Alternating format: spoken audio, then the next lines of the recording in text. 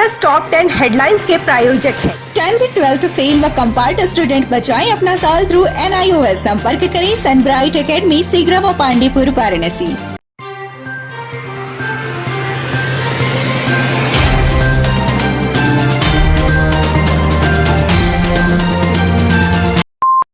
बरेका महाप्रबंधक अंजलि गोयल ने सोमवार को कारखाना परिसर का निरीक्षण किया। इस दौरान उन्होंने LMS engine shop, LFS, TMS, LAS, LTS depot भंडार वार्ड और न्यू ब्लॉक शॉप आदि महत्वपूर्ण कर्मशाला में जाकर उत्पादन से जुड़े कार्यों का अधिकारियों से ब्यौरा लिया। महापौर मृदुला जायसवाल लगातार नगर निगम के वार्डों की मूलभूत सेवाओं को परखने के लिए स्थलीय निरीक्षण कर रही हैं। सोमवार की सुबह भी उन्होंने काल भैरव, कथुआपुरा, धूपचंडी और जैतपुरा वार्डों का हाल जाना। इस दौरान कथुआपुरा वार्ड के निरीक्षण में मछोदरी कूड़ा घर के पास पूरे सड़क पर कूड़ा बिखरा पड़ा मिला, जिससे लोगों को आने जाने में काफी कठिनाइयों का सामना करना पड़ रहा है। इस पर उन्होंने तत्काल नगर स्वास्थ्य अधिकारी डॉक्टर NP सिंह को कूड़ा हटवाने के लिए निर्देशित किया।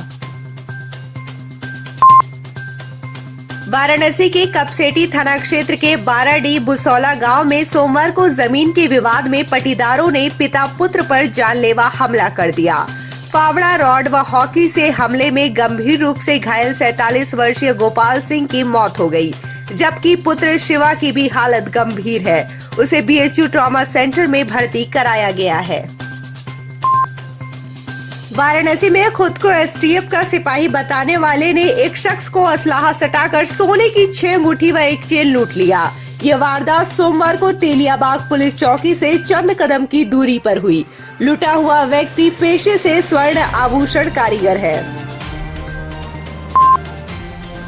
सुप्रीम कोर्ट के आदेश के बाद वाराणसी में दीपावली पर उन्हीं पटाखा विक्रेताओं को अस्थायी लाइसेंस 3 दिन के लिए इशू किया जा रहा है जो सिर्फ हरित पटाखा बेच रहे हैं। इसी क्रम में लंका स्थित स्वयंवर वाटिका में पिछले साल की तरह इस साल भी 10 अस्थायी पटाखा विक्रेताओं को 3 दिवसीय लाइसेंस जारी किया गया है।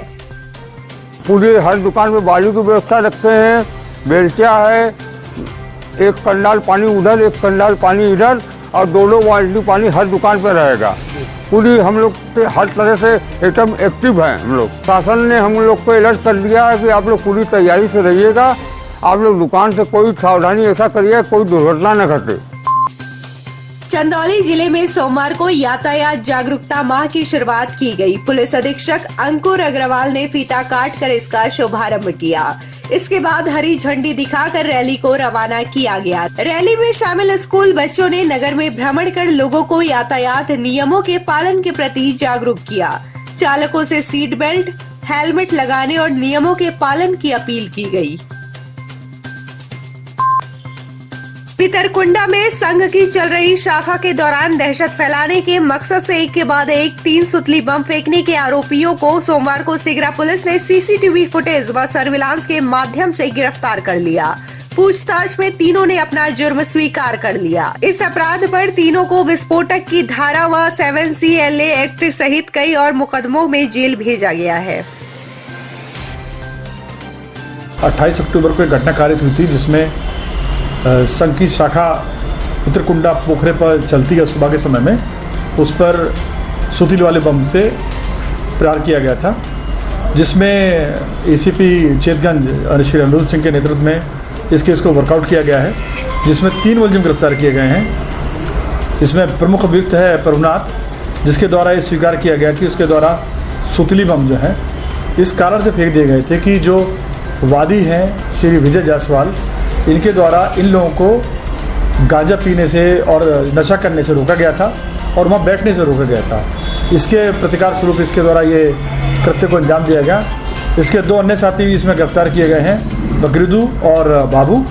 इनको भी इसके साथ गिरफ्तार करके जेल भेजा जा रहा है। त्योहारों को देखते हुए वाराणसी महानगर में पुलिस ने सतर्कता बढ़ा दी है। इस क्रम में नई खबर ये है कि आज से लेकर 5 नवंबर तक त्योहारों पर अति व्यस्त रहने वाले गदौलिया मैदागिन मार्ग पर 4 पहिया और 3 व्हीलर्स की आवाजाही पर रोक लगा दी गई है। इसके अलावा ड्रोन कैमरों से भी भीड़ भाड़ वाले इलाकों में नजर रखी जा रही है। तो वहीं सादे कपड़ों में तेज तर्रार पुलिस के अधिकारी ऐसे स्पॉट पर चक्रमण कर रहे हैं।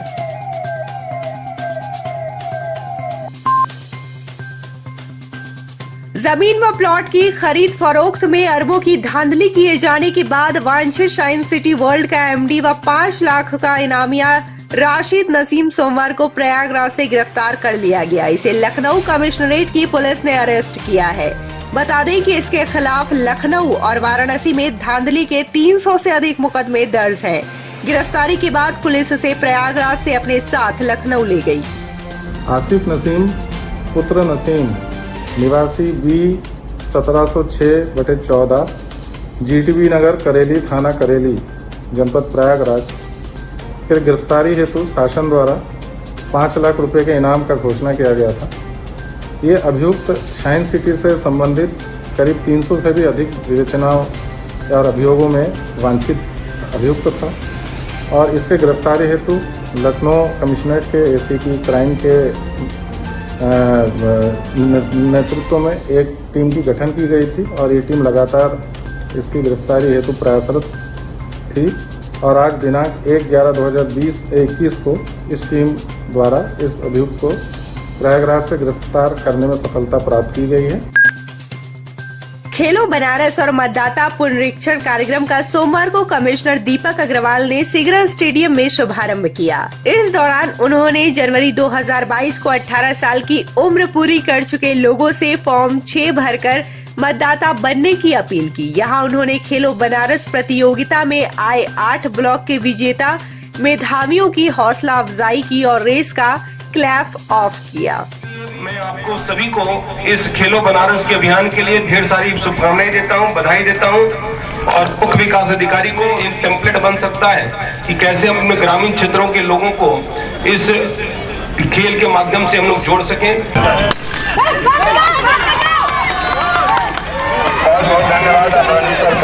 और सामने वहाँ पे लोग रहेंगे। ये एक नया अभियान बनारस में मुख्य विकास अधिकारी के नेतृत्व में शुरू हुआ है, जिसमें हमारे ग्रामीण अंचल की जितने भी प्रतिभाएं हैं उनको एक प्लेटफॉर्म प्रोवाइड किया गया है कि वो एक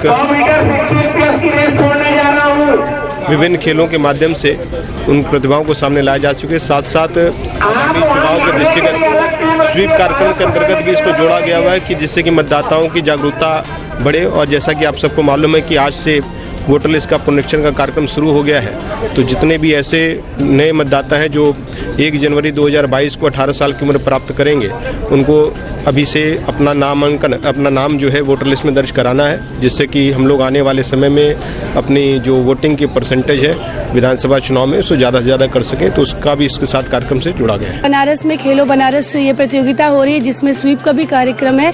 ये एक बहुत अनूठी प्रतियोगिता है जो कि ग्रामीण स्तर से ग्राम सभा, न्याय पंचायत, विकास खंड को कवर किया गया है और आज के डेट में 1 और 2 तारीख को ये जनपद स्तरीय प्रतियोगिताएं हो रही हैं। और इसमें जो बच्चे प्रथम स्थान प्राप्त किए उसमें एथलेटिक्स है, वॉलीबॉल है, खो खो है, वेट लिफ्टिंग है, कबड्डी है और कुश्ती है।